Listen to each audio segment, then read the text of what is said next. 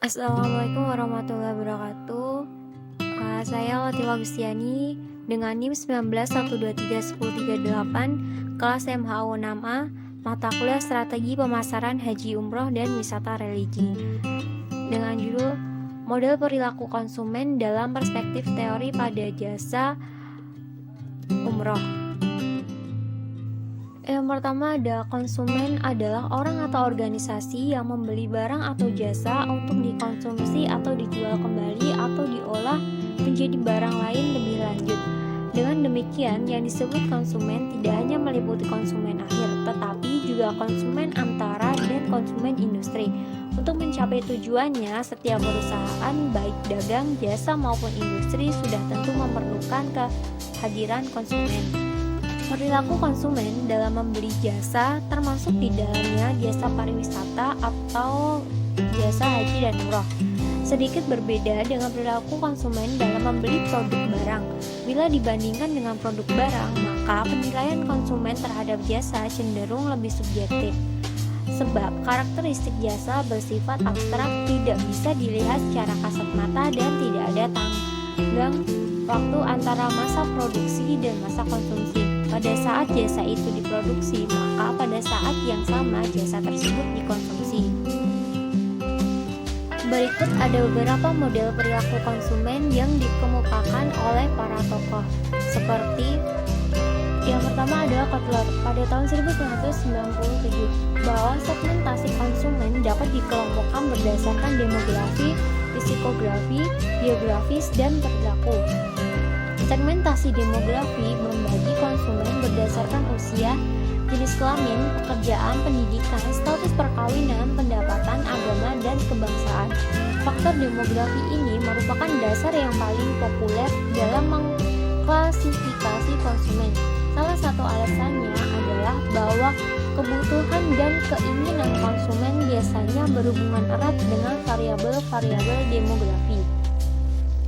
Segmentasi geografi membagi konsumen berdasarkan kelas sosial, gaya hidup, dan karakteristik kepribadian, sedangkan segmentasi geografi membagi konsumen berdasarkan pemukiman, kota, kabupaten, provinsi, dan negara. Sedangkan untuk segmentasi perilaku membagi konsumen berdasarkan pengetahuan, sikap, dan tanggapan terhadap suatu produk. Yang kedua ada Hawkins pada tahun 1998 mengemukakan bahwa perilaku konsumen atau customer behavior adalah studi terhadap individu, kelompok, atau organisasi dan proses yang mereka gunakan untuk memilih, mengamankan, menggunakan dan menentukan produk, servis, pengalaman atau ide untuk memuaskan kebutuhan dan dampak proses tersebut pada konsumen atau masyarakat. Kita dapat melihat perilaku konsumen melalui perilaku konsumen yang dimana proses pengambilan keputusan pembelian barang atau jasa. Mempelajari perilaku konsumen memiliki tujuan untuk menyusun strategi pemasaran yang berhasil. Kemudian ada Asale. Pada tahun 1992, ada 3 faktor yang mempengaruhi konsumen dalam membuat keputusan pembelian, yaitu konsumen individu, lingkungan, dan penerapan strategi pemasaran. Banyak faktor yang mempengaruhi konsumen dalam membeli barang atau jasa. Faktor-faktor tersebut sangat bervariasi tergantung dari sudut mana pemasar menilai. Teori yang mempelajari tentang berbagai faktor yang mempengaruhi konsumen dalam membeli barang atau jasa inilah yang disebut sebagai model perilaku konsumen. Berikut ada 3 faktor yang mempengaruhi perilaku konsumen menurut Asale. Yang pertama ada faktor konsumen secara individu, yang artinya bahwa pilihan untuk membeli barang atau jasa dipengaruhi oleh hal-hal yang ada pada diri konsumen seperti kebutuhan, persepsi, sikap, kondisi geografi, gaya hidup, dan karakteristik kepribadian individu. Yang kedua, ada faktor lingkungan, yang artinya bahwa pilihan konsumen terhadap barang atau jasa dipengaruhi oleh lingkungan yang mengitarinya. Ketika konsumen membeli barang atau jasa, mereka didasari oleh banyak pertimbangan, misalnya karena meniru teman, karena tetangga telah membeli barang lebih dulu, dan sebagainya. Dengan demikian, interaksi sosial yang dilakukan oleh seseorang akan turut mempengaruhi pilihan produk yang akan dibeli. Yang ketiga ada faktor penerapan strategi pemasaran. Ini merupakan stimuli pemasaran yang dikendalikan oleh pemasar atau pelaku bisnis. Dalam hal ini, pemasar berusaha mempengaruhi konsumen dengan menggunakan stimuli pemasaran seperti iklan dan sejenisnya, agar konsumen bersedia memilih produk yang ditawarkan. Strategi pemasaran yang lazim dikembangkan oleh pemasar biasanya berhubungan dengan produk yang ditawarkan, harga jual produknya, strategi pemasaran yang dilakukan, dan bagaimana pemasar melakukan distribusi produk kepada konsumen. Strategi pemasaran tersebut biasa disebut bauran pemasaran atau marketing mix. Marketing mix ini adalah elemen pengendalian organisasi yang dapat memberikan kepuasan atau sebagai sarana komunikasi dengan konsumen.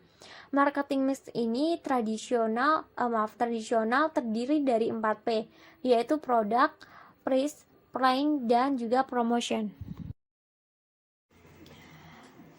Saat kita melakukan promosi secara online, banyaknya daftar calon pelanggan atau jamaah yang telah kita prospek belum bernilai apa-apa jika belum terjadi closing. Jika calon jamaah deal dan mendaftar, barulah bisa dikatakan sukses dalam konversi penjualan.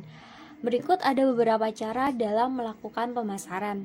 Yang pertama yaitu memiliki leader dan tim penjualan yang hebat. Salah satu kunci dari pemasaran adalah memiliki marketing leader yang andal. Leader yang handal bukan hanya yang bisa bekerja sendiri, namun juga mengelola tim penjualan yang hebat. Leader yang dapat memimpin tim yang solid akan membawa kemajuan besar bagi pemasaran travel umroh. Menentukan tim penjualan yang berorientasi ke depan, mau mengikuti perkembangan zaman, dan juga bisa diandalkan soal teknologi informasinya. Jika travel umroh sudah menggunakan software modern, maka dibutuhkan orang-orang yang berpikiran terbuka dan maju. Yang kedua ada menonjolkan keunggulan produk dibanding travel umroh lainnya. Biasanya, konsumen akan membanding-bandingkan produk yang kita jual dengan produk lainnya. Di sini, fokus untuk menonjolkan keunggulan produk kita dibandingkan dengan travel umroh pesaing. Bisa memberikan edukasi kepada calon jamaah, mengapa mereka harus membeli produk paket umroh dari biro travel kita. Yang ketiga, ada membuat lebih sederhana dan mudah. Bagi para jamaah, sangat penting untuk mendapatkan akses informasi yang mudah dipahami, transaksi yang mudah, pembayaran yang mendukung berbagai macam metode pembayaran, dan sebagainya.